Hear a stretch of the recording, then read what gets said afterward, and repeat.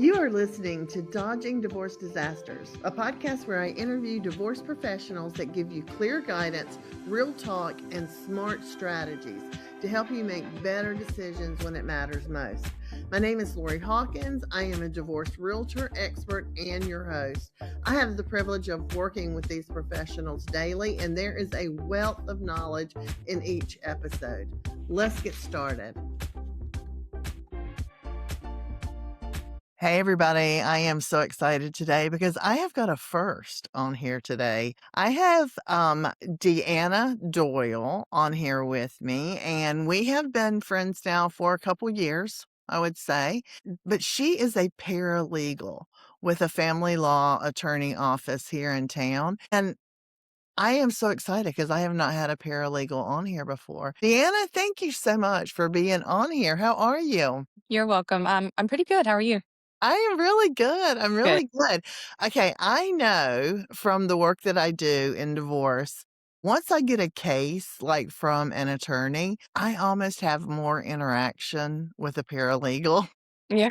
than I do the actual attorney, and I feel like you are kind of the go-to person.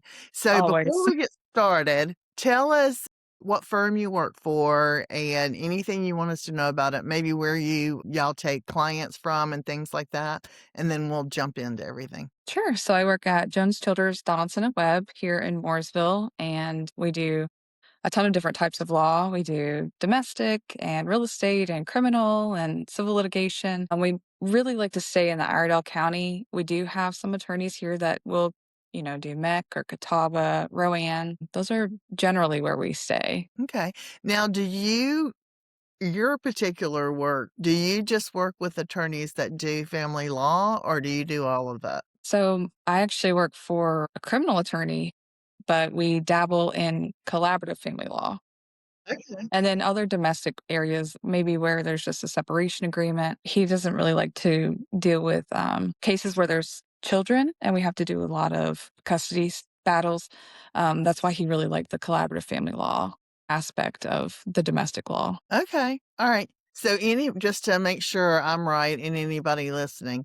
So anyone that would be interested in using your firm would need to be for family law at least would need to be interested in the collaborative divorce process. Only for my attorney. So we do have two other attorneys here that do domestic law, all over the board. Okay. Okay. Okay. Okay. I'm High glad. conflict, easy, separation, prenup, they do it all. But my Okay. specific attorney only does collaborative family law or separation Yeah. agreements. Okay. Okay. I gotcha. I'm going to ask you something while it's on my mind because I'll forget about it.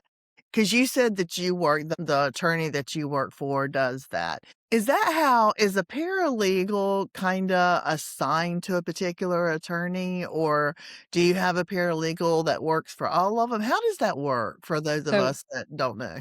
here at this firm, I'm only assigned to one attorney here, and he uses me for most of the everyday tasks and everyday cases. Now, he does also handle business law. I don't do that. He has another paralegal for that. And then our domestic attorneys, they have one paralegal that they use.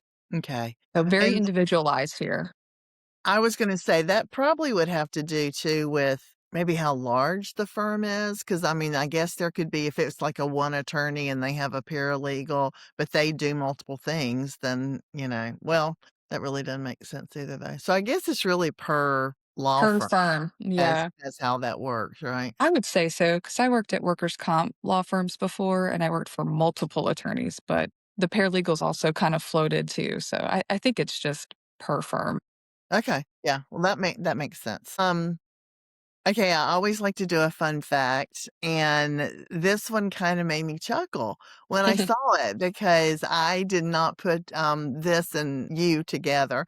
You had said that you were a clogger for 18 years and that you clogged when you were in college. Is that how that worked? Yeah. So I actually got a scholarship for clogging and I Like, was on, I mean, I would consider it a professional team. We competed every single month, it felt like. But yeah, that was like the top of my dream for clogging. So that oh was my cool. goodness, you got a scholarship? I did not know that they did scholarships for that. I don't know if they do anymore, but they did when I went to school, so that was cool. I love clogging. A cousin of mine actually teaches clogging. How fun. And yeah, and they go all over the place. She used to compete, but now her daughter competes. I love And that. they go everywhere and compete, and it It's is so much fun. really yeah, it's really a big deal. Yeah, I loved it. I loved it. So Well, that is so funny. I used to back in my really young days, my mom and dad used to square dance, and I used to go with them, and instead of just sitting there, I kinda got into it, and I started going with them to their square dances and stuff, and it was so much fun, but a That's cute. bunch of the young kids that square danced also clogged, but Yeah. I never made the transition over My it. mom actually started clogging with me when I was 4, so she was on the team with me, so that was cool. It made me That not as is so nervous as a, fun. like, shy kid. Yeah, that is so Yeah. fun. I love that. I love that so much. Okay, well, let's get into it. I could just talk Okay. about stuff like that all the time. Let's kinda jump into the whole thing, dodging Okay. divorce disasters, right? The reason that I started this podcast is because I wanted people who were going through a divorce, just like I went through a divorce a long time ago. I think you've been through a divorce too, haven't you? I have. That, there are things that we see working in this field that if people had made a different decision about something, they could have probably dodged this particular divorce disaster. And I know you see a lot of stuff. Can you tell us a story and give some tip or advice on how the listener might could do that? I hear a lot in my line of work where people are constantly saying they did this and they did that. And I understand that those things are true. Maybe you're in a hostile environment or it's toxic. And that also changes how we react as an individual. And I think a lot of people lose sight of the ways that maybe we've shifted or shut down or responded in ways that we normally wouldn't. And I really think that a lot of people always jump to marriage counseling, but I really think that you also need to do individual counseling to, like, Mm, work on yourself too, because I really feel like if you see that maybe divorce is coming towards you, you're gonna start changing as yourself and how you're reacting to whatever's happening. And I don't see a lot of people thinking to say, "Maybe I need to go work on myself too and see what is happening, what's changed between us." that is really good advice. Because you know what? The first thing I thought of was do when I was going through my divorce, or way before we ever hit that point, I guess, was to do couples counseling, but That's what everyone I thinks. didn't do yeah, I didn't do individual counseling. Because I would think that there are some things you don't wanna say in front of your spouse at that time. Mhm. Whatever they're doing, maybe they're really reactive and they won't accept responsibility or accountability of the things that are happening. That's not going to make you feel confident to tell, a new counselor in front of them, well, you're Yeah. doing this. And then the fight just continues. Yeah, everybody gets defensive, don't they, on it? Of Yeah, that's course. a really good point. That's a really good point. I think a lot of the crazy ones I've seen, I think that really would have helped them. Yeah. I wonder, if you could kind of fix yourself and look inwardly before you start blaming the other one outwardly, you might not have as much business as your firm probably does. I That might know. I know. I know. We would just take all the good people. I know, exactly. Well, let me ask you, that's really good advice on that. How does it kind of work? Kind of walk us through if someone calls, how are you brought into a case? Like how does the attorney use you? When is the best time for a listener out there to reach out to you instead of the attorney? I mean, do y'all advise them to do that? How does all that work? So I think that it automatically just happens. I know for 99% of my cases, I am the messenger the entire time. While the attorney's copied, I feel like I keep up with the documents, I schedule all of the phone calls or the meetings or mediations, very much the go between. And, maybe they're really upset and we always have to take the brunt of that too. I don't know. Haven't seen a case where I'm not working on being the sole communicator of the case. Yeah. Do you guys do a lot of research? I mean, do y'all have to get into the law part at all?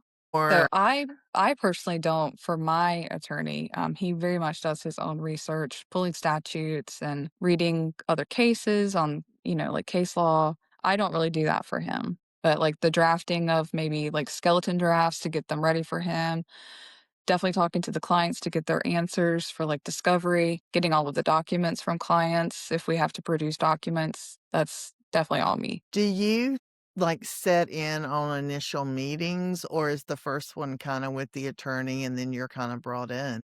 So my attorney always does his own meetings without me. I can't recall one where I've actually sat in, but I think it would honestly be very helpful if I did start sitting in on them. That way I can hear directly from the clients what the issues are. They don't have to tell me again, or I could take my own notes that are more helpful to me and what I need to do for the case. Yeah, that makes sense because probably a lot of times, if you have questions on anything that your attorney talked about, you have to go back and re-ask or get Right. clarification, which if you just heard it the first time, because everybody deciphers information a different way, right? Of course. So if you and the attorney had sat in there and heard what your client had said, y'all would probably come out with 2 different things, that's For why, sure. you know whenever I'm going to the doctor or when my mom was really sick, that we would always want 2 people in there besides my mom, because we would come out with 2 totally different things at the doctor. Yeah. So, yeah, it's the same way. Yeah, and I think that we could also probably ask different questions than maybe the attorneys are because we do such a like the back end of the job. Mhm. There's things that we need and we would like to have probably at that first initial meeting too. Yeah. No, that makes a lot of sense. What do you see clients do that makes their bill run up with attorneys? Because that is, I'm part of Second Saturday, which is the workshop, a divorce workshop for women. Mhm. The one that I'm in is all women. And what I hear all the time is how expensive it is to get divorced, and I understand, especially because in North Carolina, somebody has to physically move out of the home to start that year Separation clock process. ticking, yeah, Yeah, and so I know it's expensive because you are trying to maintain 2 households now on the same amount of money that you used to just do 1, so I completely understand that. But then on top of that, you're paying an attorney. retainer fees and having to pay for consultations for both of y'all to, Yeah, to get attorneys, and there's got to be some insider trade mhm, secrets that a paralegal would know on how to maybe cut back on attorney expenses, is there? sure. So I found in a lot of cases dealing with divorce, the client they're so emotional and they want to tell someone right away that something is happening. And I know while it seems very important to our clients at that time to tell us, Bob called me 3 times today and he won't answer me now. And those are important and they make you upset, but they're not something that the attorney needs to know every single time. I think what would be better is if you make like a timeline of a week. Let's say you have a high conflict one where the other party's harassing you a lot. Maybe make a timeline so it's in one email instead of 10 emails every 2 days. Mm, You're getting charged for reviewing the email, then a response, and then possibly the paralegal reviewing and responding as well.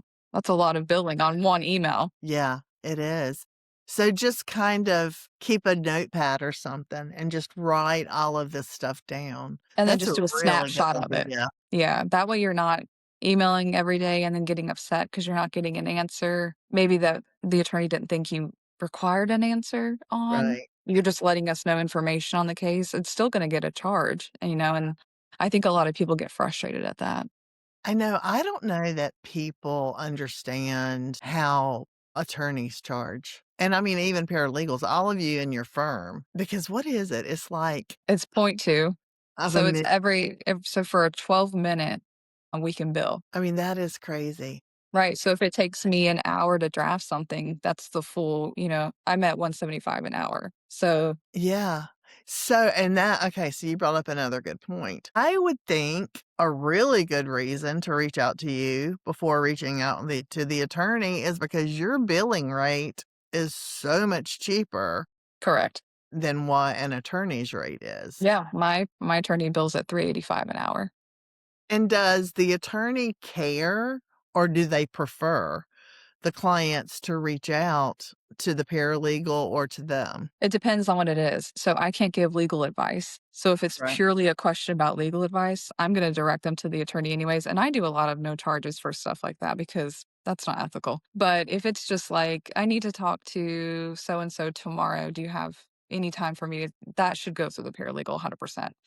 The attorney's not always gonna be looking at their calendar and their emails and gonna respond to you if you need an appointment, like, the very next day, or if you can't remember what documents have been sent in, that's definitely paralegal all the way. Because they can get a hold of you a whole lot easier, right, than they can an I would attorney. say so.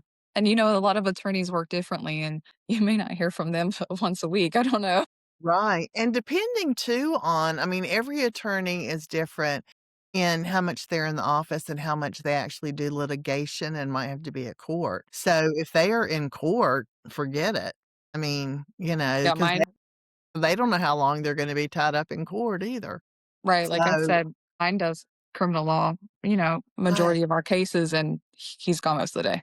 Yeah. So I am, like, the only form of contact for a lot of the time. Do you have any idea if your attorney or in general, do you think the attorneys tell their clients to reach out to you first, that they can probably get a hold of you better, and then if need be, you will pass it along to them? Yeah, I mean, my attorney has a blurb at the end of his signature, his email signature that says I should be copied on all of his emails.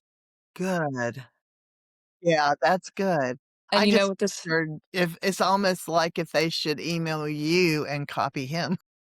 a lot of people end up doing that, or the attorney just kinda falls off at the end, and it's just It's ju me, well and then I start forwarding them to him. because people realize that you were, like, the person that they need to be speaking to. Yeah, and that's okay. I mean, it's good that they trust us and, Right, have someone to go like, I can pick up the phone and I'll call Deanna and she's there. right.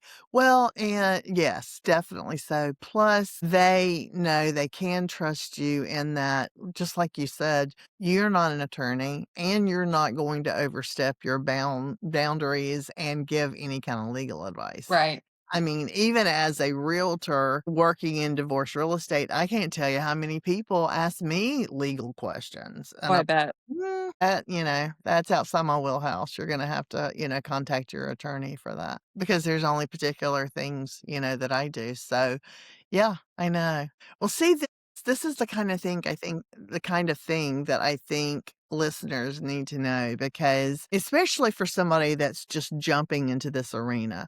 For anybody listening to this that already has an attorney, they're probably like, "Yep, I talk to the paralegal 99% of the time instead of the attorney." Right. But for those that are just jumping in or thinking about it, I don't even think it would hurt. I don't think it would hurt, and it would help you. Because if somebody's listening to this and they're like, "I wanna go do a consultation Mhm. with this attorney," even say, "Hey, could your paralegal, sit in on this?" That Or would help if me.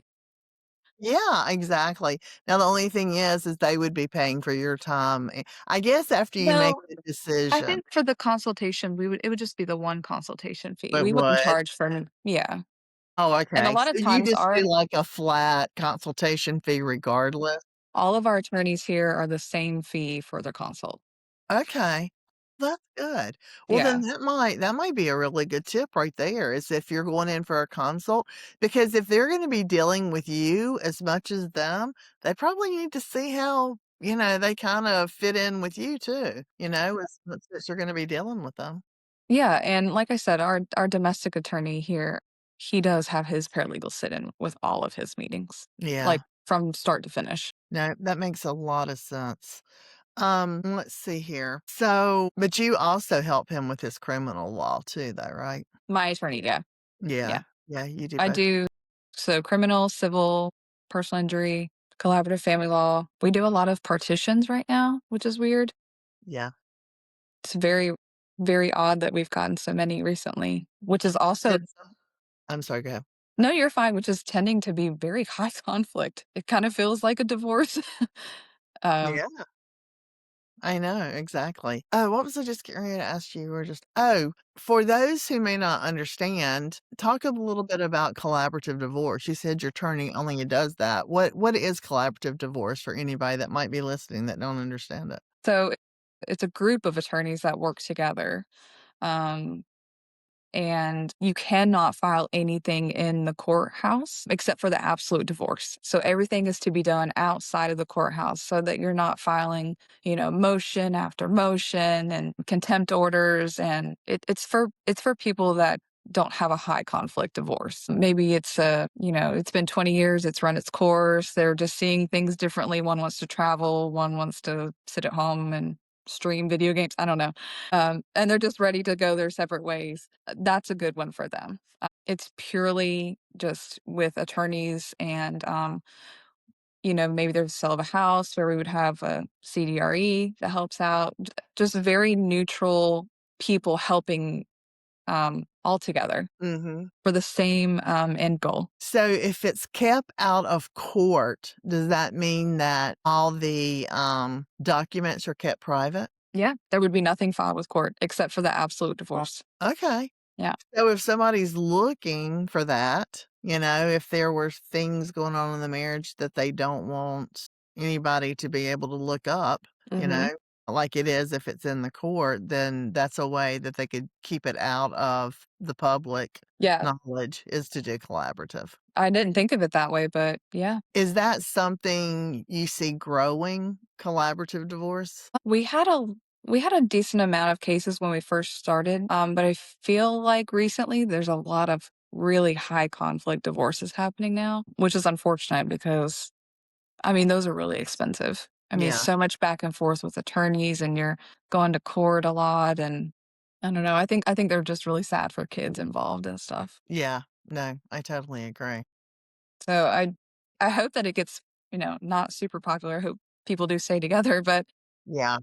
if that isn't a result that's gonna happen inevitably, I think that collaborative family law should become more popular. I'll tell you why, because and I think you know this, but, I even though I'm not a divorce attorney, I did go through the collaborative divorce training process. Even though it doesn't necessarily change the way I sell a house through a divorce, because 'cause I'm already a neutral third party in selling the Right. home. But when I work with attorneys like your attorney and others that go through a collaborative that are collaborative and they're taking their clients through the collaborative process, I wanted the attorneys and the individuals to know that I understood the process and that even though I wasn't in the room, with the meetings with the attorneys and all of that kind of stuff, I still knew what was going on behind closed doors. I just Right. understood what was going on.